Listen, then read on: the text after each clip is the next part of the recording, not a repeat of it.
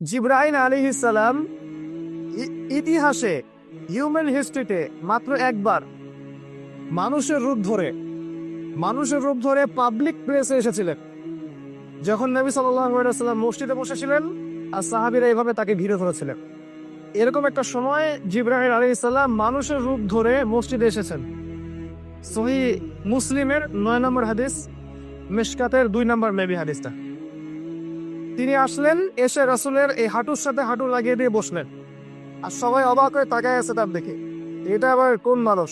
ধবধবা সাদা পোশাক, কালো চুল, মাশাআল্লাহ খুব হ্যান্ডসাম, এবং তাকে দেখে মনে হচ্ছে না যে তিনি সফর করে আসছেন। মনে হচ্ছে আকাশ থেকে টুপ করে বললো মানুষটা। তো সবাই অবজার্ভ করছে, তিনি আসলেন, বসলেন, এসে বললেন নবীকে, ইয়া মুহাম্মদ, হে মুহাম্মদ সাল্লাল্লাহু আলাইহি ওয়াসাল্লাম, আখবিরনি আনিল ইসলাম, আমাকে ইসলাম সম্পর্কে বলেন। তো নবী সাল্লাল্লাহু আলাইহি ওয়াসাল্লাম বললেন, ইসলাম হচ্ছে আল্লাহ ছাড়া কারো ইবাদত করবে না, মানে সাক্ষ্য দিবে যে আল্লাহ ছাড়া কোনো ইলাহ নেই এবং আমি হচ্ছি আল্লাহর রাসূল, সালাত কায়েম করবে, যাকাত দিবে, তারপর কি সামর্থ্য থাকলে হজ করবে এবং রমাদান মাসে সওম রাখবে। তো এই সংজ্ঞাটা শুনে এসে বলছে, সাদাক্ত, আপনি সত্য বলেছেন। তো সাহাবীরা অবাক হয়ে গেলেন, যে প্রশ্ন করছে সে আবার সত্যায়নও করছে। আবার দ্বিতীয় প্রশ্ন করলেন, আখবিরনি আনিল ঈমান, ঈমান কাকে বলে আমাকে বলেন, যেটা আমাদের টপিক, ঈমান কাকে বলে। নবীজি বলেন, আল ঈমান, ঈমান হচ্ছে আন তুমিনা বিল্লাহ, তুমি বিশ্বাস করবে এক আল্লাহর প্রতি, ওয়া মালাইকাতিহি, তার ফেরেশতাগণের প্রতি, ওয়া কুতুবিহি, তার কিতাব সমূহের প্রতি, ওয়া রুসুলিহি, তার রাসূলগণের প্রতি, ওয়াল ইয়াউমিল আখির, পরকালের জীবনের প্রতি, এবং 6 নম্বর হচ্ছে ওয়াল কদরি খাইরিহি ওয়া শাররিহি, তাকদীরের ভালো এবং মন্দের প্রতি। এই 6টা বিষয়ের প্রতি তুমি বিশ্বাস করবে, তখন তুমি মুমিন। ঈমানের ডেফিনিশন জানতে পারলাম আমরা। তো উনি আবার বলছেন, সাদাত, সত্য বলেছেন আপনি। এরপরে তিনি আবার প্রশ্ন করলেন যে আখবিরনি আনিল ইহসান, আমাকে ইহসান সম্পর্কে বলেন, ইহসান কি জিনিস। নবীজি বলেন, আল ইহসান হচ্ছে আন তা'বুদাল্লাহা কাআন্নাকা তারা ওয়া ইন লাম তাকুন তারা ফাইন্নাহু ইয়ারা। ইহসান হচ্ছে তুমি এমন ভাবে আল্লাহর ইবাদত করবে যেন তুমি আল্লাহকে সচক্ষে দেখছো, আর যদি তুমি আল্লাহকে দেখতে না পাও তাহলে বুঝে নিবে আল্লাহ তোমাকে ঠিকই দেখছেন। এই কনসিয়াসনেসের নাম হচ্ছে ইহসান। সে বলল, সাদাক, আপনি সত্য বলেছেন। 4 নম্বর প্রশ্ন তিনি আবার করলেন যে কিয়ামত কবে হবে। কিয়ামত কবে হবে মানে দিনের মৌলিক বিষয়গুলোর মধ্যে শেষ জামানের জ্ঞান অর্জন করাটাও দরকার আছে, তাই না? প্রশ্ন, কিয়ামত কবে হবে। নবীজি বলছেন, মাল মাসউলু আনহা বিআ'লামা মিনাস সাইল, প্রশ্নকারীর চেয়ে উত্তরদাতা বেশি জানে না।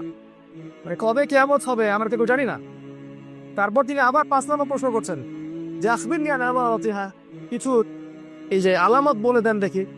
তো নবীজি বললেন, 2টা আলামত বললেন। একটা হচ্ছে ওয়ান তারাল হুফাতাল উরাতাল আলাতা রিয়া আশ-শাই ইয়াতাতাওয়ালুনা ফিল বুনিয়ান, যখন তুমি দেখবে সমাজের সবচেয়ে দরিদ্র, হত দরিদ্র, রাখাল টাইপের মানুষ, গায়ে জামা নাই, পায়ে স্যান্ডেল নাই, এরা উঁচু উঁচু বিল্ডিং নির্মাণের প্রতিযোগিতা করছে, তখন তুমি কি আমাদের অপেক্ষা করো। আপনি কি এই দৃশ্যগুলো দেখতে পারেন এখন? আজকে তিনি 100 বছর আগে পেতেন। তারপরে কিছু মানুষের মনে হয় কিয়ামত আসতে এখন লক্ষাধিক বছর বাকি আছে। লেট দেম স্লিপ, ওদেরকে ঘুমাতে দেন। We are not sleeping anymore, আমরা ঘুমাচ্ছি না এখন আর। তারপরে নবীজি আরেকটা আলামত বললেন যে ওয়ান তালিদাল আমাতু রাব্বাতুহা, যখন দেখবে দাসী তার মনিবকে জন্ম দিচ্ছে, দাসী তার মনিবকে জন্ম দিচ্ছে। এর ব্যাখ্যা আজকে আমাকে জিজ্ঞেস করেন না, অনেক সময় চলে যান। তো এই হাদিসটাকে বলা হয় হাদিসে জিবরিল। এরপরে এই ব্যক্তি উঠে চলে গেলেন, আর অনেকক্ষণ নবী সাল্লাল্লাহু আলাইহি ওয়াসাল্লাম চুপ করে বসে থাকলেন, সাহাবীরাও চুপ করে বসে থাকলেন, কোনো শব্দ নাই। এরপরে নবী সাল্লাল্লাহু আলাইহি ওয়াসাল্লাম নিজেই বলছেন, ইয়া ওমর, হে ওমর, ওমর ইবনে খাত্তাব, আতাদরি মানিস সাইল, তুমি কি জানো যে এই প্রশ্নকারী ব্যক্তি কে ছিল? ওমর ইবনে খাত্তাব তিনি বলছেন, আল্লাহু ওয়া রাসূলুহু আ'লাম, আল্লাহ এবং তার রাসূল ভালো জানেন। এবার নবীজি বলছেন, ইন্নাহু জিবরিল, এই ব্যক্তি ছিল কে? জিবরাইল আলাইহিস সালাম। আতাকুম ইউআল্লিমুকুম দীনাকুম, তিনি এসেছিলেন তোমাদেরকে তোমাদের দিন শেখাতে। তার মানে দিনের কয়টা প্রশ্ন করছে? বেসিক 4টা। ইসলাম কাকে বলে, ঈমান কাকে বলে, ইহসান কাকে বলে, কিয়ামত কবে হবে। তাহলে কিয়ামত কবে হবে এই সম্পর্কে কনসিয়াসনেস দিনের 25%, অ্যাটলিস্ট 25%। তো এই টপিকটা এখন বাদ, এখন শুধু ওযু গোসলের মাসালা নিয়ে আমরা পড়ে আসি। নবীজি বললেন আমি জানি না, প্রশ্নকারী উত্তরদাতার চেয়ে বেশি জানে না, উত্তরদাতাও প্রশ্নকারীর চেয়ে বেশি জানে না। আবার তিনি প্রশ্ন করলেন, তাহলে আলামত কয়টা বলে দেন। কিয়ামতের আলামতগুলো নিয়ে সচেতন থাকা কি খারাপ? তাহলে এই হাদিসটা নবীর জীবনের শেষের দিকে হাদিস, প্রথমের দিকের হাদিস না, তার ইন্তেকালের আগের হাদিস এগুলা। আমাদের টপিকটা হচ্ছে এখানে 2 নম্বর প্রশ্নটা কি ছিল, ঈমান কাকে বলে। তো আপনারা তো সংজ্ঞা বুঝতে পারছেন, 6টা পিলারে বিশ্বাস করার নাম ঈমান। একটু বলেন তো কি কি। 1 নম্বর আল্লাহর প্রতি, 2 নম্বর ফেরেশতাগণের প্রতি, তার 3 নম্বর আসমানি কিতাব, 4 নম্বর নবী রাসূল, 5 নম্বর পরকাল, আর 6 নম্বর তাকদীরের ভালো মন্দ। এই 6টা পিলারের প্রতি কেউ যদি মনে বিশ্বাস করে, ভালো করে শোনেন, মনে বিশ্বাস করে, মুখে স্বীকৃতি দেয় এবং কাজেও বাস্তবায়ন করে, এই ব্যক্তিকে বলা হয় প্রকৃত মুমিন। আর যারা 3টাকে অস্বীকার করে একে বলা হয় কাফের। আর যদি কেউ মনে বিশ্বাস করে না, খালি মুখে মুখে বলে, এর নাম হচ্ছে মুনাফিক। আর কেউ যদি মনে বিশ্বাস করে, মুখেও স্বীকার করে, কাজ করতে গিয়ে বারবার কবিরা গুনাহ করে, একে বলা হবে জালেম বা ফাসিক। ঠিক আছে? এই ঈমানকে কেন্দ্র করে আবার 3টা দল বের হয়ে যাবে।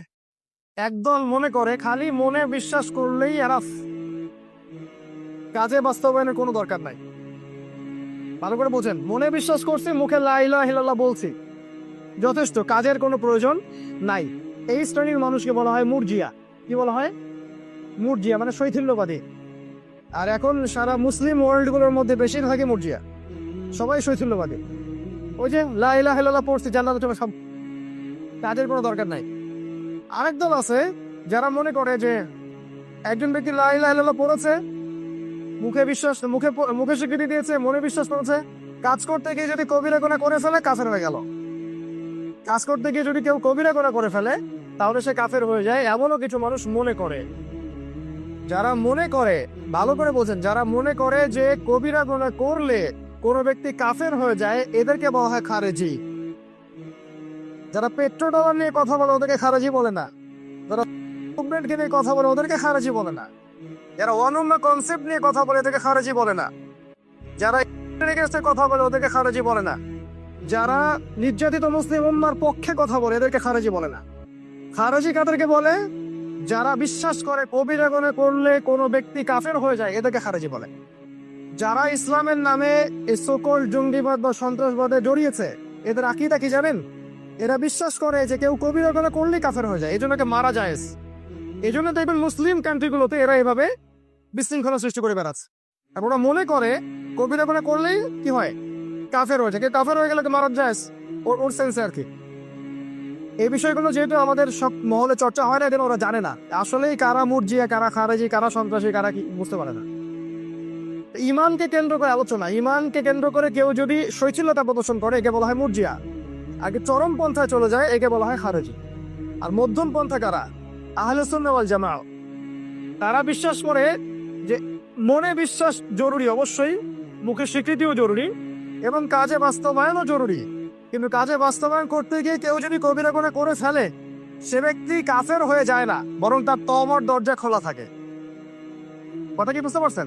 এই হচ্ছে আপনার আহলে সুন্নাহ ওয়াল জামাআহর আকীদা। এটা হচ্ছে আমাদের আকীদা, এটাই আমাদের মানহাজ, এটাই সালাফিদের আকীদা।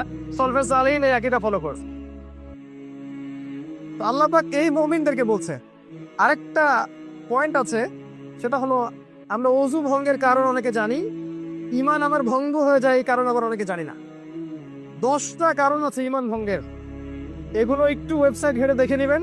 ঈমান ভঙ্গের 10টা কারণ। যেমন কেউ যদি শিরক করে ঈমান ইসলাম থেকে একটু বিচ্যুত হয়ে যায়, কেউ জাদু করে বিচ্যুত হয়ে যায়, কেউ যদি আল্লাহর রাসূলের সুন্নতের চেয়ে অন্যের সুন্নতকে বেশি সুপিরিয়র মনে করে সেও কিন্তু ওই কাটা পড়ে যায়, কেউ যদি আল্লাহ এবং তার বান্দার মাঝে মধ্যস্থতা স্থাপন করে কাটা পড়ে যায়। এরকম আরো অনেক কারণ আছে, আজকে এত বলার সময় পাচ্ছি না। ঈমান ইসলাম ভঙ্গের 10টা কারণ আছে, আপনি দেখে নেবেন অন্য বইয়ের মধ্যে। এই মুমিনদেরকে আল্লাহ পাক কি বলছেন? লা তুকদ্দিমু, তোমরা আগ বেরো না। কার আগ বেরো না? বাইনা ইয়াদাল্লাহি ওয়া রাসূলি, আল্লাহ এবং তার রাসূলের আগ বেরো না। আল্লাহকে ভয় করো, আল্লাহ পাক সবকিছু শোনেন এবং জানেন। শিক্ষাটা কি তাহলে? জীবনের কোনো ক্ষেত্রেই, ইবাদত বন্দেগী জীবন হোক, ব্যক্তিগত জীবন হোক, পারিবারিক জীবন হোক, আপনার অর্থনৈতিক জীবন হোক বা আপনার পলিটিক্যাল লাইফ হোক, কোনো লাইফে আল্লাহ আপনাকে নির্দেশ দিচ্ছেন যে আপনি আল্লাহ এবং তার রাসূলের আগ বাড়িয়েন না, আল্লাহ এবং তার রাসূলের যে হুকুম আহকাম আছে এর অগ্রগামী হবেন না, একে সীমা লঙ্ঘন করেন না। এই কথাটা কি আল্লাহর কথা না আমরা বানালাম? এই কথাটা কি আপনি ভালোভাবে রিসিভ করবেন না খারাপভাবে নেবেন? আল্লাহ নাসিহা করছেন আপনাকে, আল্লাহ এবং তার রাসূলের আগ বেরো না, আল্লাহকে ভয় করো, ওয়াত্তাকুল্লাহ ইন্নাল্লাহা সামিউন আলিম। আল্লাহ পাক দ্বিতীয় আয়াতে বলছেন, ইয়া আইয়ুহাল্লাযীনা আমানু, খুব ভালো করে শুনেন, হে মুমিনগণ, ঈমানের সামনে তো বুঝলেন, হে মুমিনগণ, লা তারফাউ আসওয়াতাকুম, লিসেন টু মি কেয়ারফুলি, লা তারফাউ আসওয়াতাকুম, তোমরা তোমাদের কণ্ঠস্বর উঁচু করো না, তোমরা তোমাদের কণ্ঠস্বর উঁচু করো না, ফাওকা সাউতিন নবী, নবীর কণ্ঠস্বরের উপরে। আল্লাহর নবী মুহাম্মদ সাল্লাল্লাহু আলাইহি ওয়াসাল্লামের কণ্ঠস্বরের উপরেও তোমরা কণ্ঠস্বর উঁচু করো না। তাহলে আল্লাহ এবং তার রাসূলের বিধানের উপরে কেমন করে আপনি যেতে পারেন? আমার কথা কি বুঝতে পারছেন? আল্লাহ বলছেন নবীর কণ্ঠস্বর যে লেভেলে, তার চেয়ে উঁচু স্বরে কথা বলো না। তাহলে কিভাবে আমরা আল্লাহ তার রাসূলকে অগ্রাহ্য করতে পারি? তাদেরকে বাদ দিয়ে অন্য ইবাদত করতে পারি, তাদের সুন্নাহ বাদ দিয়ে অন্য সুন্নাহ ফলো করতে পারি, তাদের কনস্টিটিউশন বাদ দিয়ে আমরা অন্য লস কিভাবে ফলো করতে পারি? তারপরেও কেমন করে আমরা মুসলিম থাকতে পারি বা মুমিন থাকতে পারি? আল্লাহ বলছেন ওয়ালা তাজহারু লাহ, জোরে কথা বলো না। তাজহারু লাহ মানে জোরে কথা বলো না। বিল কওলি কাজাহরি বা'দিকুম লিবাদ, তোমরা একে অপরের সাথে যেমন করে জোরে কথা বলো, এভাবে নবীর সামনে জোরে কথা পর্যন্ত বলবে না। কি হবে তাহলে? আন তাহবাতু আমালুকুম ওয়া আনতুম লা তাশউরুন, তোমাদের সমস্ত আমল ধ্বংস হয়ে যাবে, তোমরা বুঝতেও পারবে না। মানে আমাদের অজান্তেই আমলনামা ডিলিট, ফরম্যাট, কিয়ামতের মাঠে উঠে দেখবো আমলনামায় কোনো নেকিই নাই। নাউযু বিল্লাহি মিন যালিক। অপরাধটা কি? শুধু আল্লাহর রাসূলের সামনে জোরে কথা বলছে, ব্যাস এটাই। তাহলে তার অবাধ্যতা করা কি পরিমাণ শাস্তি সেটা আপনি বুঝে নেন। এখানে একটা তাফসীর আছে, আবু বকর সিদ্দিক এবং ওমর রাদিয়াল্লাহু আনহু। আবু বকর সিদ্দিক এবং ওমর রাদিয়াল্লাহু আনহু একবার নবীর সামনে বসেছিলেন, কোন একটা বিষয় নিয়ে উভয়ের মাঝখানে কথা কাটাকাটি হয়েছে, হতে পারে, তারা মানুষ। তো এরপরে এই আয়াত নাজিল হয়, আর আবু বকর সিদ্দিক ওমর রাদিয়াল্লাহু আনহু দুজন আল্লাহর ভয়ে থরথর করে কাঁপতে থাকে। ওমর ইবনে খাত্তাব বলেন এরপর থেকে তিনি রাসূলের সামনে এমন ভাবে কথা বলতেন যে নবীকে আবার জিজ্ঞেস করতে হতো যে কি বললো, আরেকবার বল। কথা বুঝতে পারছেন? আরেকজন সাহাবীর নাম এসেছে, তার নাম হচ্ছে সাবিত বিন কায়েস রাদিয়াল্লাহু আনহু। তিনি, তার ব্যাপারেও এই একটা ঘটনা আসছে। তিনি কোনো একদিন মসজিদে আর আসতেছে না, বাসায় বসে থাকে, কান্নাকাটি করে। সাহাবীরা গিয়ে বললেন কি সমস্যা, মসজিদে আসেন না কেন? তিনি বলেন আমার তো আমলনামা ধ্বংস হয়ে গেছে, কারণ আমি আল্লাহর রাসূলের সামনে উঁচু স্বরে কথা বলছিলাম। পরে নবীজি লোক পাঠালেন, গিয়ে বললেন ওকে ডেকে নিয়ে আসো, বলো যে সে জাহান্নামী না সে জান্নাতি। এই সাহাবী মৃত্যুবরণ করেছেন ইয়ামামার যুদ্ধে, ইয়ামামা মুসাইলামা কাযযাবের সাথে যে যুদ্ধ, এই যুদ্ধে। আল্লাহ পাক তাকে জান্নাতুল ফিরদৌস দান করুন, আমিন। এরপর আল্লাহ পাক বলছেন ইন্নাল্লাযীনা ইয়াগুদ্দুনা আসওয়াতাহুম ইনদা রাসূলিল্লাহ, যারা আল্লাহর রাসূলের নিকটে এসে তাদের গলার ভয়েসটাকে নিচু করে রাখে, উলাইকা আল্লাযীনা ইমতাহানাল্লাহু কুলুবাহুম লিত্তাকওয়া, এরাই সেই সব ব্যক্তি যাদের কলবটাকে আল্লাহ পাক তাকওয়ার জন্য পরীক্ষিত করে ফেলছেন। মানে কলবগুলোকে আল্লাহ পাক চুজ করছেন, এদের কলবে আল্লাহ পাক তাকওয়া দিয়ে দিয়েছেন। কাদেরকে? যারা আল্লাহর রাসূলের সামনে নিচু স্বরে কথা বলে এদেরকে। তার মানে সেই প্রত্যেক ব্যক্তি যারা আল্লাহ এবং তার রাসূলের বিধানের আনুগত্য করে, নিঃসন্দেহে তাদেরকে আল্লাহ পাক তাকওয়া দিয়ে দিবেন। আর সেই প্রতিটা ব্যক্তি যারা আল্লাহ এবং তার রাসূলের বিধানকে লঙ্ঘন করছে, আল্লাহ পাক তাদের অন্তরে তাকওয়া দিবেন না। আল্লাহ পাক বলছেন আরো আছে ওদের পুরস্কার, লাহুম মাগফিরাহ, ওদের জন্য আছে পুরো ক্ষমা, ওয়া আজরুন আযীম, এবং মহান পুরস্কার। আল্লাহ পাক এরপরের আয়াতে বলছেন ইন্নাল্লাযীনা ইউনাদুনাকা মিন ওয়ারাইল হুজুরাত, হে নবী তোমাকে যারা হুজুরাতের পিছন দিক থেকে ডাকছিল। হুজরা মানে হচ্ছে নবীর যে কক্ষগুলো ছিল, ছোট ছোট কক্ষগুলোকে কি বলে? হুজরা। এর বহু বচন হুজুরাত। এই হুজুরাতের আড়াল থেকে যারা তোমাকে উচ্চ স্বরে ডাকছিল, আকসারুহুম লা ইয়াকিলুন, এদের বেশিরভাগের কোনো আকল নাই। মানে বেদুইন চেনেন? আরব বেদুইন, গ্রাম্য পল্লীর মানুষ কিছু থাকে না? আরবের কিছু বেদুইন নবীর কাছে এসেছিলেন সাল্লাল্লাহু আলাইহি ওয়াসাল্লাম। এসে বাড়ির পিছন থেকেই ডাকাডাকি শুরু করছে, ইয়া মুহাম্মদ ইয়া মুহাম্মদ ইয়া মুহাম্মদ বলে ডাকছে।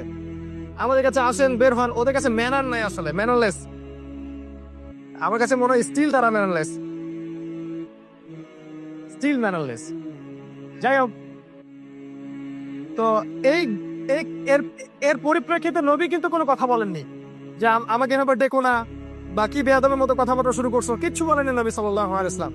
তিনি মনে মনে একটু কষ্ট পাইছেন। আর আমাদের নবী মনে মনে একটু কষ্ট পাইছেন যে এইভাবে ডাকে আমাকে।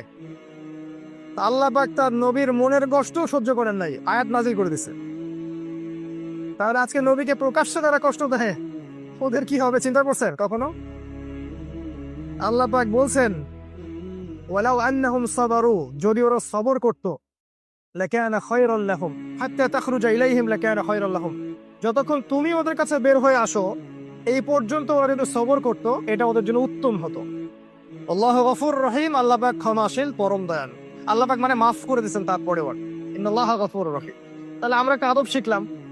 নবী সাল্লাল্লাহু আলাইহি ওয়াসাল্লামের ক্ষেত্রে আমাদের গলার ভয়েস, আমাদের আনুগত্য কত মানে আত্মসমর্পণকারী লেভেলে হওয়া উচিত আমরা একটা বুঝতে পারলাম। যদি করতে পারি আমরা পাবো ক্ষমা এবং আজরুন আযীম, মহান পুরস্কার। এরপর 6 নম্বর আয়াত আল্লাহ পাক বলছেন, খুবই ইম্পর্টেন্ট আয়াত এই যুগের প্রত্যেক মানুষের জন্য। ইয়া আইয়ুহাল্লাযীনা আমানু, হে মুমিনগণ, আপনার রব আপনাকে বলছেন, হে মুমিনগণ, ইন জাআকুম ফাসিকুম বিনাবাইন ফাতাবায়ানু, ভালো করে শুনেন। আল্লাহ বলছেন, যদি তোমাদের কাছে কোনো ফাসিক বা পাপাচারী কোনো সংবাদ নিয়ে আসে, ফাতাবায়ানু, এটাকে তোমরা আগে পরীক্ষা করে দেখবে। কথাটাকে বিশ্বাস করবেন আগেই, কথাটাকে আগে পরীক্ষা করে দেখবে। কেন? আন তুসিবু কওমান বিজাহালা, ওই কথাটা শুনে তোমরা জাহেলিয়াত অজ্ঞতা বশত কোনো কওমের ক্ষতি করে ফেলতে পারো। ফাতুসবিহু আলা মা ফাআলতুম নাদিমিন, এরপর তোমরা যা করেছো এর কর্মের কারণে তোমরা অনুতপ্ত হয়ে থাকবে। আল্লাহ একটা মৌলিক মেসেজ দিচ্ছেন যে কোনো ফাসিক পাপাচারী যদি কোনো খবর নিয়ে আসে আগে বিশ্বাস করো না, খবরটাকে যাচাই বাছাই করে দেখো। এই আমরা বলি যে থেকে কোনো কিছু প্রচার করা হলে আগে বিশ্বাস করার দরকার নাই, যাচাই বাছাই করেন। প্রচার হলে যাচাই বাছাই করেন। পশ্চিমা মিডিয়াগুলো যেগুলো প্রচার করছে যাচাই বাছাই করেন। ওরা ঢালাওভাবে মুসলিমটাকে যা বলছে, মুসলিমরা আসলে তা নয়। আমরা শান্তিকামী জাতি, আমরা স্থিতিশীল জাতি, আমরা সমৃদ্ধ জাতি, আমরা রাজকীয় জাতি। আমরা সেই জাতি যারা এই ওয়ার্ল্ডকে শাসন করেছি দীর্ঘদিন ধরে। আমরা মৌলবাদী নই, জঙ্গি সন্ত্রাসী নই, আমরা আত্মসমর্পণকারী শান্তিকামী মুসলিম। ওরা যা প্রচার করছে এগুলোকে ঢালাওভাবে বিশ্বাস করার দরকার নাই। ইন জাআকুম ফাসিকুম বিনাবা ফাতাবায়ানু, তোমরা পরীক্ষা করে দেখো। একজন বললো যে ইরাকে সাদ্দাম হোসেনের কাছে পারমাণবিক অস্ত্র আছে, বাস বিশ্বাস করে ফেললাম। পরে দেখলো কোনো অস্ত্রই নাই। এদিকে এই যুদ্ধে লাখ লাখ মানুষ মারা গেল। এই মিডিয়ার জগতে খুব খেয়াল রাখবেন, যত মিডিয়া আছে প্রচার করছে সংবাদগুলোকে অবশ্যই কোরআন সুন্নাহ এবং বিশ্বস্ত মিডিয়া, বিশ্বস্ত উৎস থেকে যাচাই বাছাই করে দেখবেন। অন্ধভাবে কাউকে বিশ্বাস করবেন না, স্পেশালি সে যদি ফাসিক হয়ে থাকে। এই একটা দলিল, যারা ইসলাম নিয়ে কথা বলবে ওলামায়ে কেরাম, তাদের কাছে যখন কোনো কথা আসে কোরআনের বা হাদিসের বা কোনো ব্যক্তি সম্পর্কে, তাদের উচিত তার সম্পর্কে আগে ভালো করে যাচাই বাছাই করা। না বাছাই করে একটা কথা বলে দিলেন, তাহলে আপনি দিন শেষে আপনার সম্মান হারাবেন এবং কোরআন লঙ্ঘন করবেন। এগুলো সমস্যা আমাদের উম্মার। এই আয়াতের উপর আল্লাহ পাক আমাদেরকে আমল করার তৌফিক দান করুন, আমিন। ওয়ালামু, আল্লাহ বলছেন জেনে রাখো, আন্না ফীকুম রাসূলুল্লাহ, তোমাদের মাঝে আল্লাহ রাসূল এখনো উপস্থিত আছেন। এটা ওই যুগের কথা। আর এখন আমাদের মাঝে আল্লাহ রাসূলের সুন্নাহ উপস্থিত আছে। লাউ ইউতিউকুম ফি কাসীরিন মিনাল আমর লাআনিতুম, আল্লাহর রাসূল যদি বেশিরভাগ বিষয়ে তোমাদের মত নেওয়া শুরু করেন তাহলে তোমরাই ক্ষতিগ্রস্ত হবে। আল্লাহর রাসূল যদি বেশিরভাগ বিষয়ে তোমাদের মত নেওয়া শুরু করেন তাহলে তোমরাই ক্ষতিগ্রস্ত বেশি হয়ে যাবে। আল্লাহর রাসূল আল্লাহর হুকুমে কাজ করেন, তাই না? ওয়ালাকিন আল্লাহ হাব্বাবা ইলাইকুমুল ঈমান ওয়া যায়্যানাহু ফি কুলুবিকুম, কিন্তু আল্লাহ পাক কি করেছেন? মুমিনদের হৃদয়ের মধ্যে ঈমানকে পছন্দনীয় করেছেন। মুমিনদের মনের মধ্যে আল্লাহ পাক ঈমানের প্রতি মহব্বত সৃষ্টি করেছেন এবং ঈমান দিয়ে আল্লাহ পাক মুমিনদের কলব সুশোভিত করে দিয়েছেন। ওয়া কাররাহা ইলাইকুমুল কুফরা ওয়াল ফুসুক ওয়াল ইসয়ান, মুমিনদের অন্তরে আল্লাহ পাক এই যে ফাসিকি, সীমালঙ্ঘন এবং কুফরি, এগুলোর প্রতি ঘৃণা সৃষ্টি করেছে।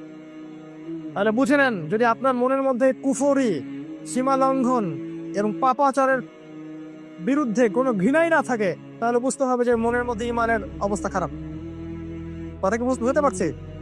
আমরা যদি মন থেকে সমস্ত অন্যায়, অশ্লীলতা, পাপাচার, কুফরিগুলোকে ঘৃণা করতে না পারি, তাহলে মনে ইমানের ত্রুটি আছে।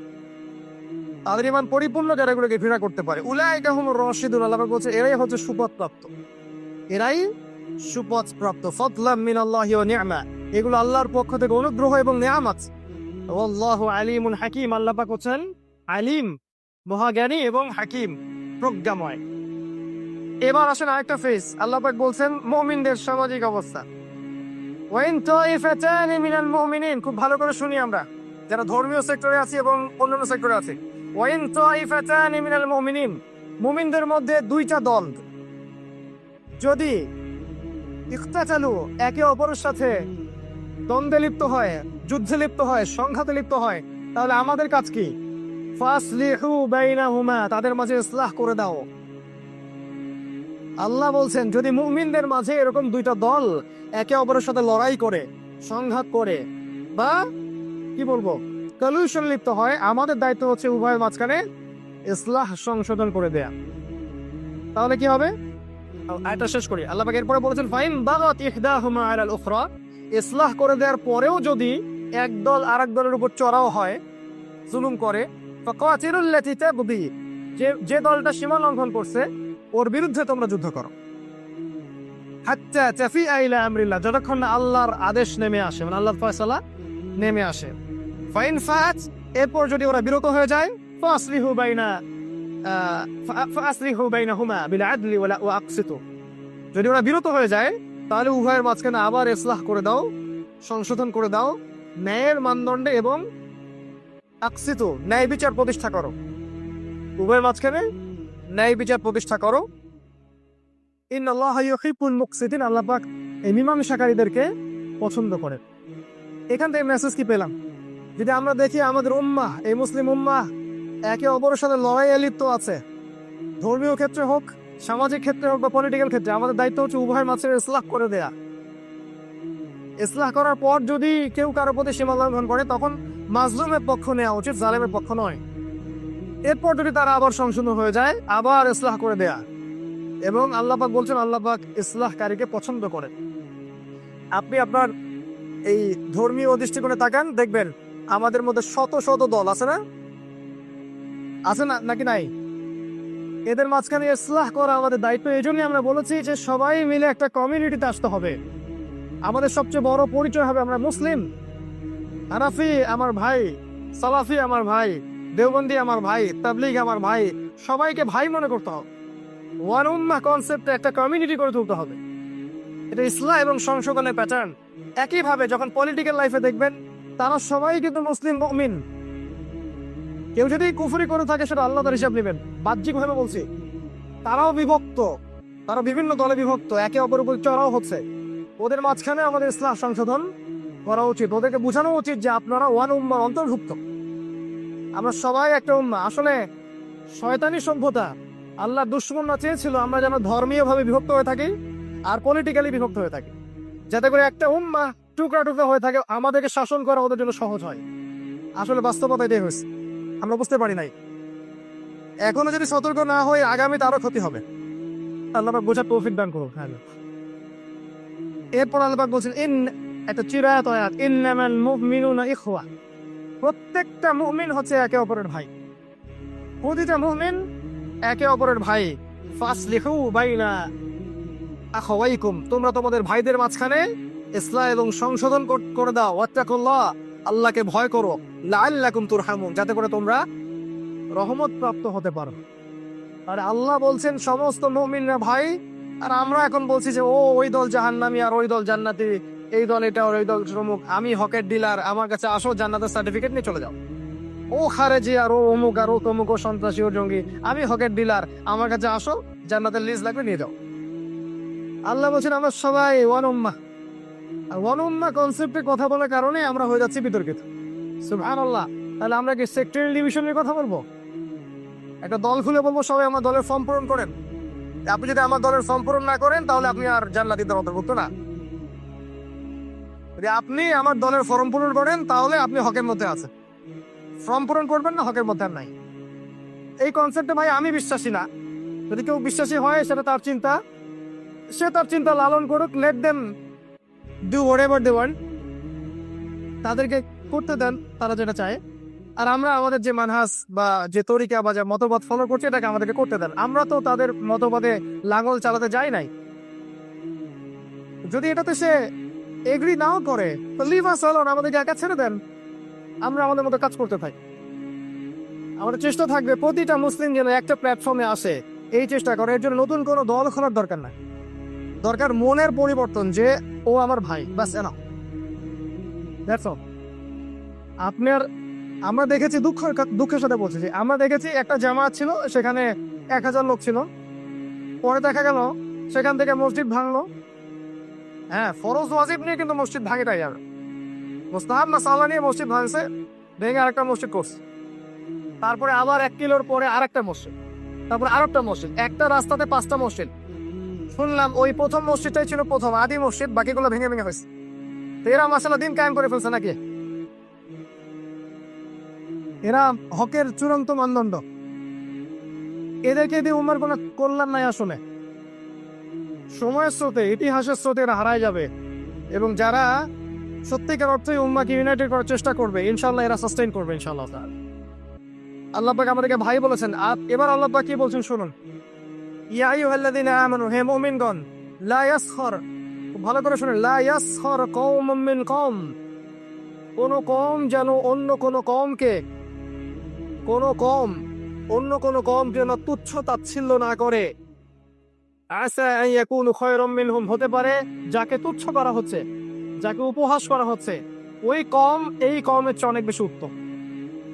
ওয়ালা নিসাউম মিন নিসা আসা আন ইয়াকুননা খায়রাম মিনহুন্না, কোন মহিলাদের দল যেন অন্য কোন মহিলাদের দলকে তুচ্ছ তাচ্ছিল্য না করে। আসা আন ইয়াকুননা খায়রাম মিনহুন্না, হতে পারে ওই দল যাদেরকে তুচ্ছ করা হচ্ছে, আন্ডারস্টিমেট করা হচ্ছে, ওরাই এদের চেয়ে বেশি উত্তম। আল্লাহ বলছেন, ওয়ালা তালমিজু আনফুসাকুম, ওয়ালা তালমিজু আনফুসাকুম, তোমরা একে অপরকে দোষারোপ করো না। ওয়ালা তানাবাজু বিল আলকাব, একে অপরকে মন্দ নামে ডেকো না। আল্লাহর কথা আমাদের ভয় করা উচিত। তোমরা একে অপরকে দোষারোপ করো না, একে অপরকে মন্দ নামে ডেকো না। বিসাল ইসমুল ফুসুকু বাদাল ঈমান, ঈমান আনার পরে এরকম কাজটা হচ্ছে একটা ফাসাকি কাজ, নিকৃষ্ট একটা ফাসাকি কাজ। ওয়া মান লাম ইয়াতুব, যে ব্যক্তি এই কাজ থেকে তওবা করবে না, ফাউলাইকা হুমুজ জালিমুন, তারা হচ্ছে জালেম।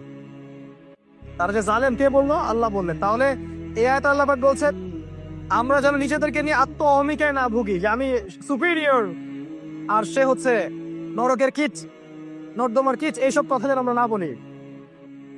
আমি একদম হকের ডিলার, আর তারা এই যে খাওয়ার, এরা সন্ত্রাসী, ওর উম্মার আবর্জনা, এরা জাহেল, এরা জ্ঞান পাপী, এইসব কথা আমরা যেন না বলি। আসা ইয়াকুনু খায়রাম মিনহুম, হইতে পারে সেই ব্যক্তি তোমাদের চেয়ে বেশি উত্তম।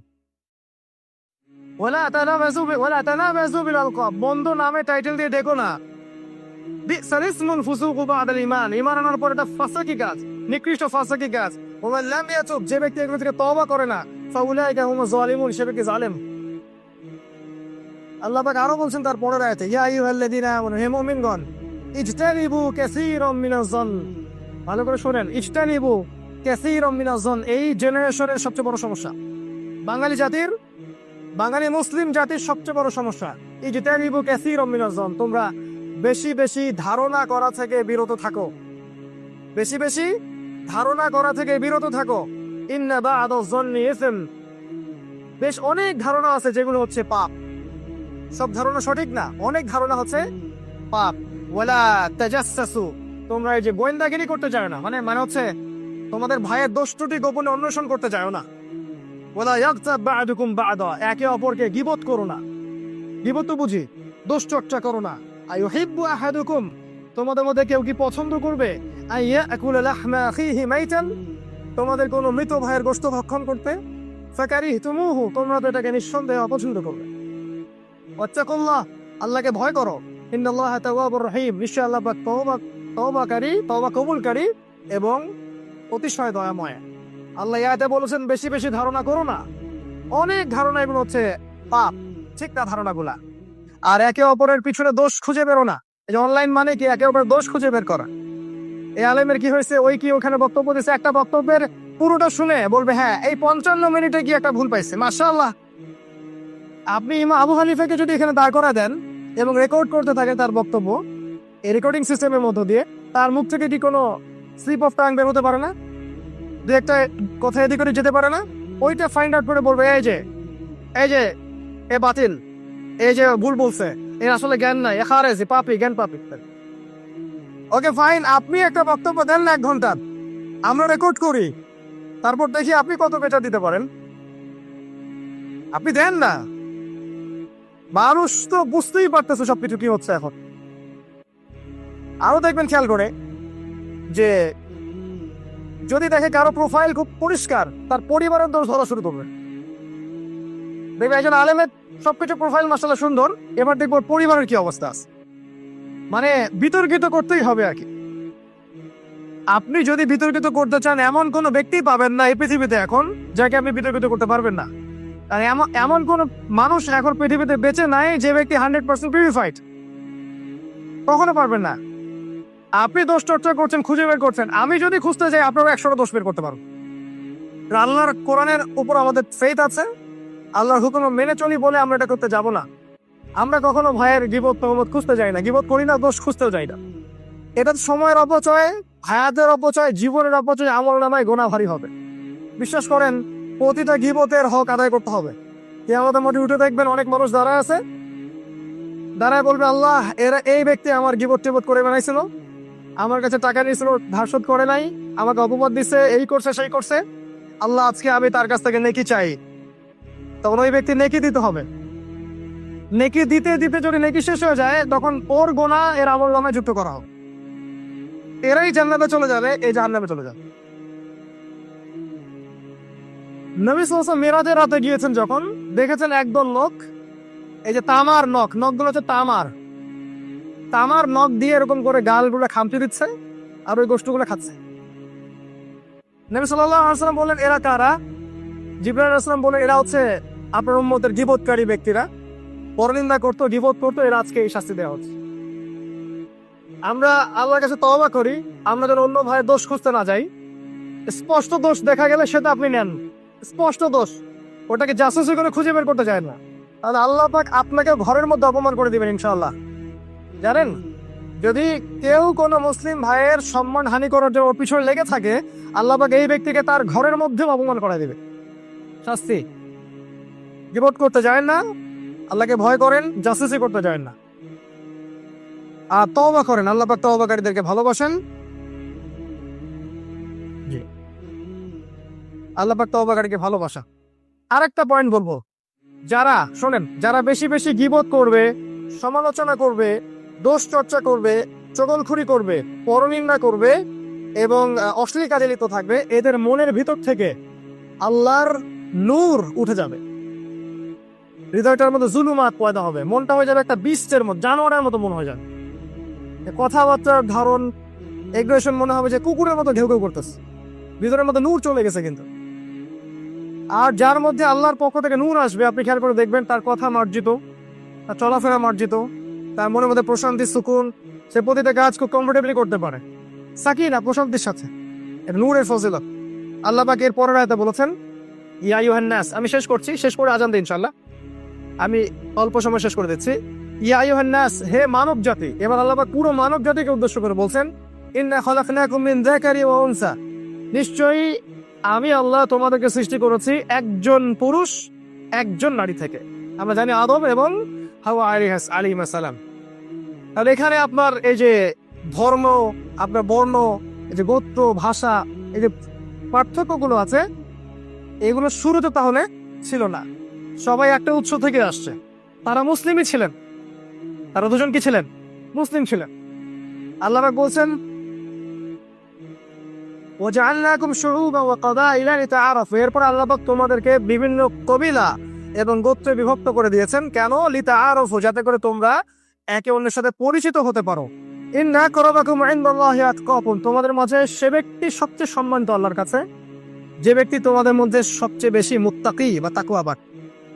ইন্নাল্লাহা আলিমুন খাবীর, আল্লাহ পাক সবকিছু জানেন এবং খবর রাখেন। এই আয়াতটা প্রমাণ হচ্ছে ইসলাম, শোনেন, ইসলাম, কোরআন এবং সুন্নাহ হচ্ছে সবচাইতে অসাম্প্রদায়িক কিতাব। এই কথা মনে রাখবেন, ইসলামই সবচাইতে সেরা অসাম্প্রদায়িক রিলিজন। আল্লাহ পাক বলেছেন এখানে পুরো মানব জাতিকে আল্লাহ পাক সৃষ্টি করেছেন একজন পুরুষ একজন নারী থেকে। এই বিভক্ত করেছেন গোত্রে এবং কবিলায়, এটা বড়াই করার জন্য নয়, বরং পরিচিত হওয়ার জন্য। আল্লাহর কাছে বর্ণ, রং, ভাষা, গোত্র এসবের চেয়ে বড় মানদণ্ড হচ্ছে তাকওয়া। যে ব্যক্তি মুত্তাকি বেশি, সে আল্লাহর কাছে বেশি সম্মান করে। আমি বাংলাদেশি তাই বলে আল্লাহর কাছে চলে যাব জান্নাতে, এমন নয়। ও ব্যক্তি প্যালেস্টাইনের, ও ব্যক্তি সৌদি আরবের, এই বলে দিয়ে সে জান্নাতে যাবে এমন নয়। এই জাতীয়তাবাদের ডিভিশন আল্লাহর কাছে নাই। কেউ বাংলায় কথা বলে, কেউ ইংরেজিতে কথা বলে, ও আরবিতে কথা বলে চলে সে জান্নাতে যাবে এমন নয়। কারো গায়ের রং সাদা, কারো কালো, কারো শ্যামলা, এই পার্থক্য আল্লাহর কাছে জান্নাত পাওয়া যাবে না। একটাই মানদণ্ড, সেটা কি? তাকওয়া। একজন রিকশা চালক, ভ্যান চালক যদি মুত্তাকি হয়, সে জান্নাতে চলে যাবে ইনশাআল্লাহ। একজন বড় পলিটিশিয়ান যদি অন্যায় করে বা পাচার করে, সে জাহান্নামে যাবে ইনশাআল্লাহ। এই বিশ্বের সবচেয়ে বড় নেতা, সে যদি এই তাকওয়ার মানদণ্ডে টিকতে না পারে, আল্লাহ ওকে ছুঁড়ে জাহান্নামে ফেলে দেবে ইনশাআল্লাহ। আর এই পৃথিবীর সবচেয়ে মাজলুম মানুষ, সবচেয়ে জুলুমের শিকার মানুষটা যদি মুত্তাকি হয়ে থাকে, আল্লাহ তাকে জান্নাতে দিবে ইনশাআল্লাহ। আল্লাহ পাকের কাছে এই ধরনের কোনো বড়াই চলবে না। কুল্লুকুম মিন আদম ওয়া আদম মিন তুরাব, তোমরা সবাই আদম সন্তান আর আদম মাটির সন্তান। আজকে বিদায় হজের ভাষণে চলে যান, আল্লাহ রাসূল বলেছেন সাল্লাল্লাহু আলাইহি ওয়াসাল্লাম যে আজকের পর থেকে আরবের প্রতি অনারবের কোনো প্রাধান্য নাই, অনারবের আরবের উপরে কোনো প্রাধান্য নাই, সাদার উপরে কালো, কালোর উপরে সাদা, কোনো প্রাধান্য নাই। তোমরা সবাই আদম সন্তান আর আদম মাটির সন্তান। ইসলামের সবচেয়ে বড় অসাম্প্রদায়িক রিলিজন আছে? আজকে আমরা কথা বলতে পারি না আসলে, আর কোরআন থেকে দলিল পেশ করতে পারি না। এরপর আল্লাহ পাক বলেছেন ক্বালাতিল আরাবু আমান্না, আরবরা বলে, আরব মানে আরবে বেদুইনরা বলে আমান্না, আমরা ঈমান নিয়ে আসছি। কুল লাম তুমিনু, আল্লাহ বলছেন বলে দাও হে নবী, তোমরা ঈমান নিয়ে আসো নাই। কুল লাম তুমিনু, তোমরা ঈমান নিয়ে আসোনি, ওয়ালাকিন কুলু আসলামনা, বরং তোমরা বলো যে আমরা ইসলাম কবুল করেছি। মানে ইসলাম কবুল করা আর প্রকৃত ইমানদার হওয়া এক জিনিস না। কালিমা পড়লেই মানুষ ইসলামে চলে আসে ঠিকই, কিন্তু রিয়েল ইমান ওই অ্যাচিভ করতে অনেক ধাপ অতিক্রম করতে হয়। আল্লাহ বলছেন ওয়াইন তুতিউল্লাহ ওয়া রাসূলাহু লা ইয়ালিদকুম মিন আমালিকুম শাইআ, তবে তোমরা যদি আল্লাহ এবং তার রাসূলের আনুগত্য করো, তাহলে আল্লাহ পাক তোমাদের কোনো আমল বিনষ্ট করবেন না। ইন্নাল্লাহা গাফুরুর রহিম, আল্লাহ পাক হচ্ছেন পরম করুণাময় এবং অসীম দয়ালু। এরপর আল্লাহ পাক বলছেন ইন্নামাল মুমিনুন, আর দুই একটা আয়াত আছে, শেষ করতেছে। ইন্নামাল মুমিনুন, নিশ্চয়ই মুমিন তো তারাই। এবার মুমিন আর এক ডেফিনিশন পাচ্ছেন, আল্লাযীনা আমানু বিল্লাহি ওয়া রাসূলিহি, যারা আল্লাহ এবং তার রাসূলের প্রতি ঈমান নিয়ে এসেছে তারা হচ্ছে মুমিন। যারা আল্লাহ এবং তার রাসূলের প্রতি ঈমান নিয়ে এসেছে তারা হলো মুমিন। বাকি পিলারগুলো আগে বলেছি।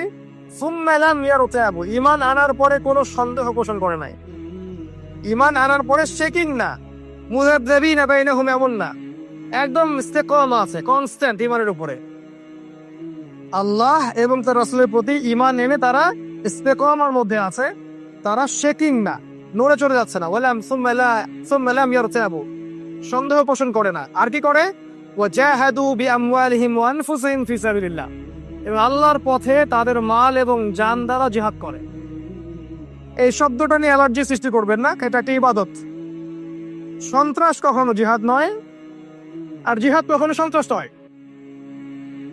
ইসলামের নামে সন্ত্রাস কখনো জিহাদ নয়, আর জিহাদ কখনো সন্ত্রাস নয়। আল্লাহ পাক এখানে বলেছেন মুমিনদের পরিচয় হচ্ছে তারা আল্লাহ এবং তার রাসূলের প্রতি ঈমান নিয়ে আসবে, এরপর সন্দেহ পোষণ করবে না, তারপরে নিজেদের মাল মানে সম্পদ এবং জান দ্বারা আল্লাহর পথে জিহাদ করো। সূরা হুজুরাত আয়াত নাম্বার 13। এর অর্থ হচ্ছে নিজেদের মাল এবং জান দিয়ে আল্লাহর দ্বীনকে প্রতিষ্ঠার চেষ্টা করা। আপনি কথা দিয়ে জিহাদ করতে পারেন, আপনি লিখনি দিয়ে করতে পারেন, আপনি নফসের সাথে করতে পারেন, এর স্টেজ আছে। আপনি মাল দিয়ে করবেন, আপনি জান দিয়ে করবেন। প্রয়োজন হলে যদি সমস্ত শর্ত পূরণ হয়, তখন আপনাকে বদরের মাঠে যেতে হলে সেখানেও যেতে হবে, উহুদে যেতে হলে সেখানেও যেতে হবে। সবকিছু ইসলামের মধ্যে আছে, কিন্তু পরিবেশ পরিস্থিতি অনুযায়ী যেটা যখন অ্যাপ্লাই করা দরকার সেটা করতে হবে। যখন যে সিচুয়েশন নাই তখন সেটা করা যাবে না, সিম্পল। এসবের জন্য একটা ইমারও লাগবে, আমির লাগবে, স্টেট লাগবে, সার্বভৌমত্ব লাগবে, আপনার ক্ষমতা লাগবে, সবকিছু দরকার আছে। এটার সবচেয়ে ভালো ব্যাখ্যা হচ্ছে রাসূল সাল্লাল্লাহু আলাইহি ওয়াসাল্লামের সিরাত। নবীর জীবনী পড়ে দেখেন তিনি কিভাবে দাওয়াত এবং জিহাদের মধ্য দিয়ে ইসলাম কায়েম করেছেন। ওটাই সুন্নাহ, অন্য কিছু সুন্নাহ নয়। এই হলো বিষয়। আর একটা বিষয় হচ্ছে যে ঈমান আনার পরে সন্দেহ তারা পোষণ করবে না। ঈমান আনার পরে আর সন্দেহের অবকাশ নাই, তারা এইভাবে আল্লাহর পথে কাজ করতে থাকবে। আল্লাহ পাক এর পরে দুটো আয়াতে বলে শেষ করছে। আল্লাহ পাক বলেছেন, কুল আতুআল্লিমুনাল্লাহা বিদীনিকুম, হে মুমিনরা, মুসলিমরা, তোমরা কি আল্লাহকে তার দ্বীন শেখাতে চাও? তোমরা কি আল্লাহকে তার দ্বীন শেখাতে চাও? ওয়াল্লাহু ইয়ালামু মা ফিস সামাওয়াতি ওয়া মা ফিল আরদ, আল্লাহ পাক নিজেই তো আসমান এবং জমিনের সমস্ত জ্ঞান রাখেন। আর আল্লাহকে তোমরা তার দ্বীনের ব্যাখ্যা শেখাতে চাও? আল্লাহু বিকুল্লি শাইইন আলিম, আল্লাহ পাক প্রত্যেকটা বিষয় সম্পর্কে জ্ঞানী। শেষের আয়াতে আল্লাহ পাক বলেছেন এই সূরার, ইয়ামুন্নুনা আলাইকা আন আসলামু, এটা আমাদের স্বভাব এখন মুসলিমদের। ইয়ামুন্নুনা আলাইকা আন আসলামু, হে নবী, তারা ইসলাম কবুল করেছে বলে মনে করে যে তোমার প্রতি বড় ইহসান করে ফেলছে। তারা ইসলাম কবুল করে তোমার উপর অনেক বড় মনে হয় কৃতজ্ঞতা প্রকাশ করে ফেলছে, বড় একটা উপকার করে দিচ্ছি আমরা দিনের। আল্লাহ বলছেন, কুল লা তামান্নু আলাইয়া ইসলামাকুম, আর তোমাদের ইসলাম কবুল করা আমাদেরকে একদম সম্ভ্রান্ত করেনি, মনোনীত করে নাই। তোমাদের ইসলাম কবুল করা না করার সাথে আল্লাহ তার রাসূলের সম্মান জড়িত না। ওদের ভাবখানে এমন যে ইসলাম কবুল করে ইসলামকে সম্মানিত করে ফেলছে আর কি। আল্লাহ বলছেন, কুল লা তামান্নু আলাইয়া ইসলামাকুম, তোমাদের ইসলাম কবুলটা কি? আমরা তোমাদের ইসলাম কবুল করার কারণে আল্লাহ তার রাসূল ধন্য হয়ে যান নাই, বরং কি হয়েছে? বালিল্লাহু ইয়ামুন্নু আলাইকুম আন হাদাকুম লিল ঈমান ইন কুনতুম সাদিকিন, বরং আল্লাহ পাকই তোমাদেরকে ইসলাম কবুলের তৌফিক দিয়ে ধন্য করেছে। কথা কি বুঝতে পারছেন? এখন আমাদের মুসলিমদের অ্যাটিটিউডটা দেখলেন, আমাদের ভাবছা কেমন যে আমরা ইসলামের বহুত উপকার করে ফেলতেছি। হ্যাঁ, মানে আমরা না থাকলে কিছু হবেই না, হকখানে এমন আর কি। আমাদের আল্লাহ পাকের বিন্দু মাত্র পরোয়া নাই। আমরা দিনের জন্য কিছু করি বা না করি, আল্লাহর কিচ্ছু আসে যায় না। আল্লাহ পাক যাদেরকে তারা দিনের খেদমত করাবেন, যাদেরকে তারা দিনের বিজয় দান করাবেন, সেটা লাউহে মাহফুজে আগে থেকে লেখা আছে এবং সময় অনুযায়ী তারা আসবে পৃথিবীতে ইনশাআল্লাহ। আল্লাহ বলেছেন, তোমরা যদি দায়িত্ব পালন না করো, ইয়াস্তাবদিল কওমান গায়রাকুম, এই কওমটাকে সরিয়ে দিয়ে আল্লাহ পাক অন্য কওম নিয়ে আসবেন। সুম্মা লা ইয়াকুনু আমসালাকুম, ওরা তোমাদের মতো অপদার্থ হবে না। কুল লা তামান্নু আলাইয়া ইসলামাকুম, তোমাদের ইসলাম কবুলে আমি ধন্য হইনি, বরং আল্লাহ তোমাদেরকে ইসলাম কবুলে তৌফিক দিয়ে ধন্য করেছেন। এবং তোমরা সত্যবাদী হয়ে থাকলে এটা স্বীকার করো। ইন্নাল্লাহা ইয়ালামু গায়বাস সামাওয়াতি ওয়াল আরদ, নিশ্চয় আল্লাহ পাক আসমান এবং জমিনের গায়েবের খবরও জানেন। আসমান সমূহ এবং জমিনের গায়েবের খবরও জানেন। ওয়াল্লাহু বাসীরুম বিমা তা'মালুন, আর তোমরা যে আমলগুলো করছো আল্লাহ পাক এই প্রত্যেকটা আমল দেখছেন সূক্ষ্ম দৃষ্টি দিয়ে। আল্লাহ পাক আমাদের সবাইকে সূরাতুল হুজুরাতের এই শিক্ষাগুলোর উপর আমল করতে তৌফিক দান করুন, আমিন। আল্লাহ পাক আমাদের সবার ব্যক্তি জীবনটাকে ইসলাম দিয়ে গড়ে দিন। আমাদেরকে আল্লাহ পাক কোরআন এবং সুন্নাহ অনুযায়ী জীবন গড়া তৌফিক দান করুন। আল্লাহ পাক আমাদের পরিবারগুলোকে জান্নাতি পরিবার রূপে কবুল করুন। আমাদের বাচ্চা কাচ্চাদেরকে আল্লাহ পাক আদর্শ মুসলিম হিসেবে মানুষ করে যাওয়ার তৌফিক দান করুন। আমাদের মা বোনদেরকে আল্লাহ পাক পর্দায় রাখুন। আমাদের হালাল রিজিকের ব্যবস্থা করে দিন। আল্লাহ পাক আমাদের উম্মার বিভক্তি দূর করে দিন। আল্লাহ পাক আমাদের মনটাকে প্রশস্ত করুন, উম্মাকে ঐক্যবদ্ধ করার তৌফিক দান করুন। আল্লাহ পাক আমাদেরকে শৈথিল্যবাদ এবং চরমপন্থা থেকে হেফাজত করুন, মধ্যমপন্থী উম্মাহ হওয়ার তৌফিক দান করুন।